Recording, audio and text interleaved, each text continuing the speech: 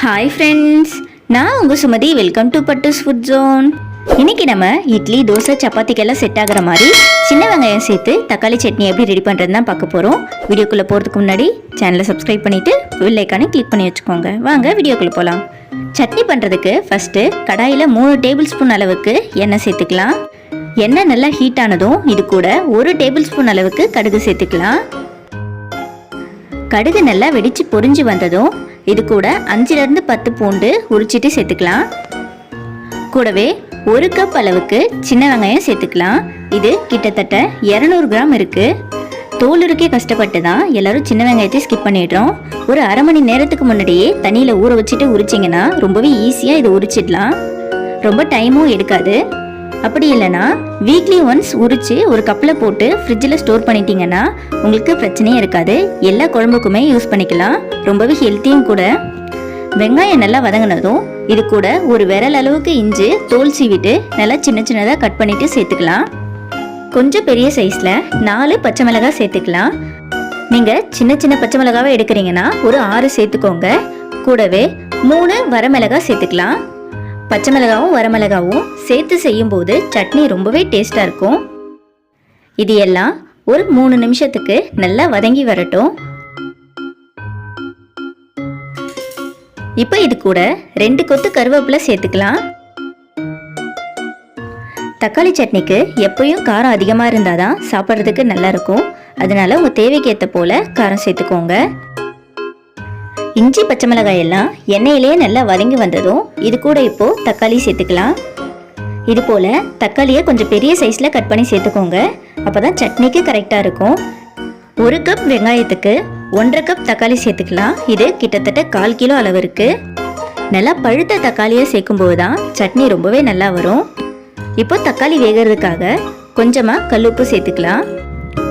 நான் எடுத்த வெங்காயம் தக்காளியோட அளவுக்கு 5லேருந்து 6 பேர் தாராளமாக சாப்பிடலாம். தக்காளியை ஒரு 3 நிமிஷத்துக்கு நல்லா வேக வச்சுக்கோங்க. நீங்கள் சின்ன வெங்காயத்துக்கு பதிலாக பெரிய வெங்காயம் சேர்க்குறீங்கன்னா ஒரு 3 வெங்காயம் பெரிய சைஸாக பார்த்து சேர்த்துக்கோங்க. கரெக்டாக இருக்கும். பாருங்கள், நல்லா பழுத்த தக்காளியாக சேர்த்திங்கன்னா வேக வேக இது போல் நல்லா தண்ணி பிரிஞ்சு வரும். அப்போ தான் சட்னி ரொம்பவே டேஸ்ட்டாக வரும். இது 3/4 அளவு வெந்து வந்திருக்கு. இப்போ இது கூட ஒரு கைப்பிடி அளவு கட் பண்ண கொத்தமல்லி இலை சேர்த்துக்கலாம். கூடவே கொஞ்சமாக புதினா தழையும் சேர்த்துக்கலாம். கொத்தமல்லி புதினாலாம் சேர்க்கும்போது சட்னி வேற லெவலில் இருக்கும். கொத்தமல்லி புதினா எல்லாம் ஸ்டார்டிங்கில் சேர்க்கறத விட இது போல் தக்காளி நல்லா வெந்ததுக்கப்புறமா சேர்க்கும்போது தான் ஃப்ளேவர் ரொம்பவே நல்லா வரும். பாருங்க, தக்காளி ஃபுல்லாக நல்லா மசிஞ்சு வெந்து வந்திருக்கு. இன்னும் ஒரு நிமிஷத்துக்கு வேக விட்டால் கரெக்டாக இருக்கும். ஃபுல்லாக கம்ப்ளீட்டாக வெந்துடுச்சு. இப்போ இதை அடுப்பு ஆஃப் பண்ணிவிட்டு ஒரு 5 நிமிஷத்துக்கு ஆற விட்டுடலாம். ஃபுல்லாக ஆறினதுக்கப்புறமா ஒரு மிக்சி ஜாரில் சேர்த்துட்டு அரைச்சி எடுத்துகிட்டு வந்துடலாம். இதை ஃபுல்லாக ஃபைன் பேஸ்ட்டாக அரைச்சிடக்கூடாது. கொஞ்சம் கொரகொரப்பாக இருக்க மாதிரி அரைச்சாதான் சட்னிக்கு கரெக்டாக இருக்கும். பாருங்கள், இந்த அளவுக்கு இருக்கணும். ரொம்ப நைஸாக அரைஞ்சிருச்சுன்னா தோசைக்கெலாம் அந்தளவுக்கு நல்லா இருக்காது. பாருங்கள், இந்த அளவுக்கு இருந்தால் கரெக்டாக இருக்கும். சட்னி ரெடி ஆகிடுச்சு. இப்போது சிம்பிளாக ஒரு தாளிப்பு ரெடி பண்ணிடலாம். இதுக்கு பேனில் 2 டேபிள் ஸ்பூன் அளவுக்கு ஆயில் சேர்த்துக்கோங்க. 1 ஸ்பூன் அளவுக்கு கடுகு சேர்த்துக்கலாம். நீங்கள் விருப்பப்பட்டால் உளுத்தம்பருப்பு கூட சேர்த்துக்கலாம். கூடவே 2 வரமிளகாவை கிள்ளி சேர்த்துக்கலாம். 2 கொத்து கருவேப்பிலை சேர்த்துட்டு நல்லா வதக்கி விட்டுருங்க. கருவேப்பிலை வரமிளகாய் எல்லாம் பொரிஞ்சு வந்ததும் இந்த தாளிப்பை சட்னியில் சேர்த்துக்கலாம். அவ்வளோதான். ரொம்பவே சிம்பிளாக சூப்பரான சட்னி ரெடி ஆகிடுச்சு. நீங்களும் ட்ரை பண்ணிவிட்டு எப்படி வந்திருக்குன்னு மறக்காமல் கமெண்ட்டில் சொல்லுங்கள்.